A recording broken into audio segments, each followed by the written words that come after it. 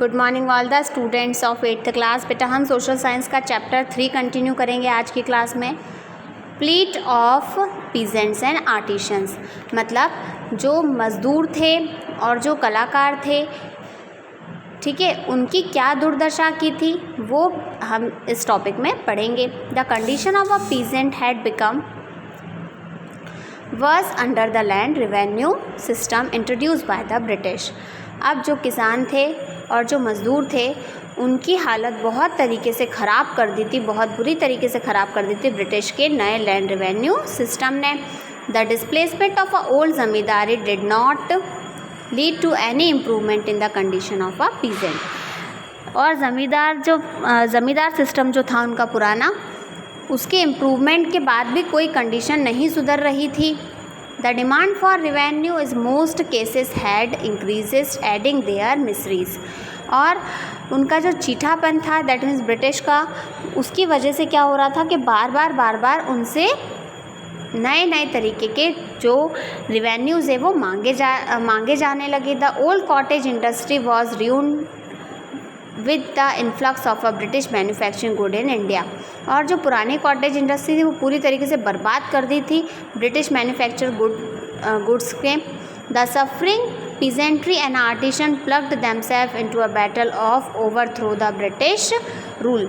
अब ये जो उनके साथ दुर्व्यवहार किया जा रहा था, उनकी जो दुर्दशा बना दी गई थी ब्रिटिश के द्वारा, तो वो क्या चाहते थे कि अब वो खुद से लड़के ब्रिटिश को क्या करते हैं, यहाँ से ब्रिटिश रूल को ख़त्म कर दें। नेक्स्ट टॉपिक है हमारा fear of loss of religion and caste. जो धर्म और जाति को खोने का जो डर था वो, the British policy and attitude had create a fear among the people that the British government had determined to destroy their religions and culture and convert them into Christianity. अब ब्रिटिश पॉलिसी और उनका जिस तरीके से रवैया था, उसकी वजह से लोग इतना डर चुके थे कि अब वो ऐसा सोचने लगे थे कि ब्रिटिश गवर्नमेंट क्या करेगी, उनका धर्म परिवर्तन करवा देगी, उनकी जो संस्कृति है, सभ्यता है, संस्कार हैं, उसको बदल कर वो किस में बदल दिए जाएंगे, क्रिश्चियनिटी में बदल दिए जाएंगे। Some Europeans missionaries openly decried Hinduism and Islam and a custom of people.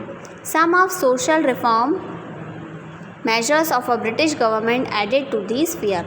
और इस डर को और बढ़ावा देने का काम ब्रिटिश ने कब करा, जब उन्होंने जो समाज सुधारक होते हैं उनके कुछ नए तरीक़ों को जोड़ दिया गया। सती हैड बिन एबॉलिश्ड। अब क्या कर दिया गया था, सती सिस्टम जो था उसको ख़त्म कर दिया गया। The British often ignored caste rule, for example in army, in prison and in railway coaches.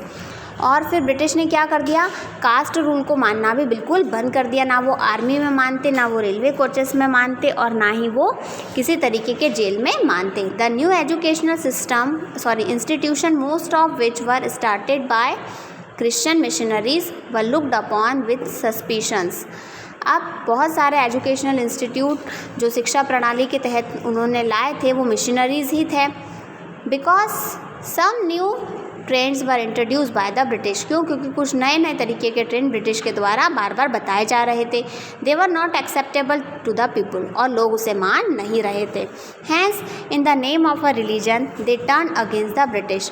और धर्म का सहारा लेकर वो किसके खिलाफ हो गए, ब्रिटिश के खिलाफ हो गए। मैनी मौलवीज डिक्लेयर जिहाद अगेंस्ट द ब्रिटिश। और जो मौलवी थे उन्होंने क्या कर दिया, ब्रिटिश के अगेंस्ट जिहाद डिक्लेयर कर दिया। British ignore the religion sentiment of the Indians. क्यों? क्योंकि जो ब्रिटिश थे उन्होंने बिल्कुल इग्नोर कर दिया था, नज़रअंदाज कर दिया था जो अपने उनके भाव थे धर्म के प्रति, उसको वो क्या कर रहे थे, इग्नोर कर रहे थे।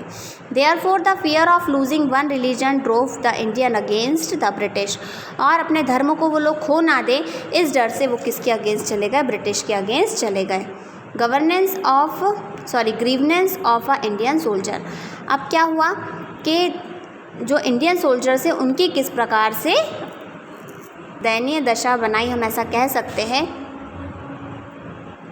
The rising discontent in a country was bound by the influence of an Indian soldier who formed 7th, 8th of the British government troops in India.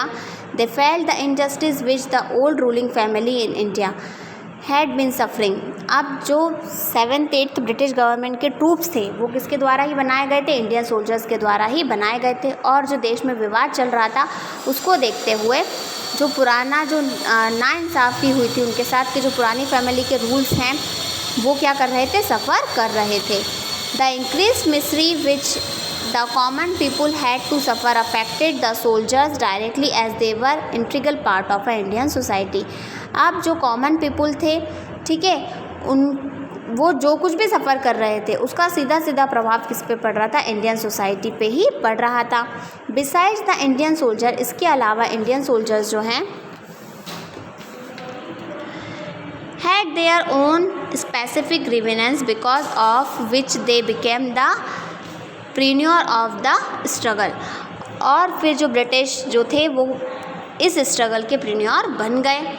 There was no scope of an Indian soldier to rise in a hierarchy of an army as the avenue of a promotion were close to them in the existing system। The higher post of a army were reserved for the European officers।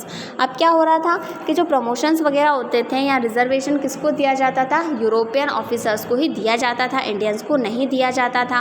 There was a great disparent between the salary of a Indian and European soldier. भारतीय जो army जो soldiers थे, सैनिक थे, उनमें और European soldiers की salary में बहुत ज़्यादा बड़ा डिफरेंस था।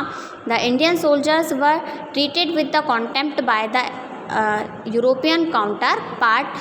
they were given an extreme allowance when they were sent to war।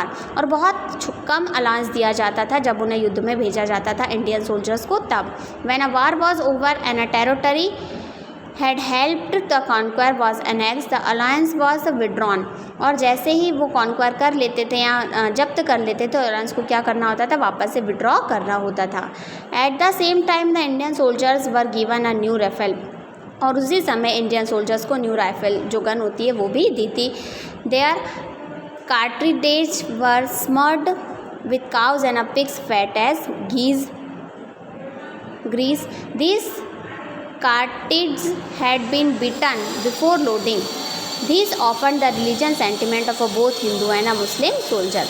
अब जो सुअर और गाय थी उनके फैट को क्या किया जाता था, बीट किया जाता था और उसको लोडिंग के लिए बनाया जाता था, जिसकी वजह से ये दोनों ही धर्मों को बहुत जो उनकी भावनाएं थी धर्म के प्रति उसको असंवेदनशील बना रहे थे। आज की आपकी क्लास में इतना ही। इसके आगे का चैप्टर बेटा हम नेक्स्ट क्लास में कंटिन्यू रीड करेंगे।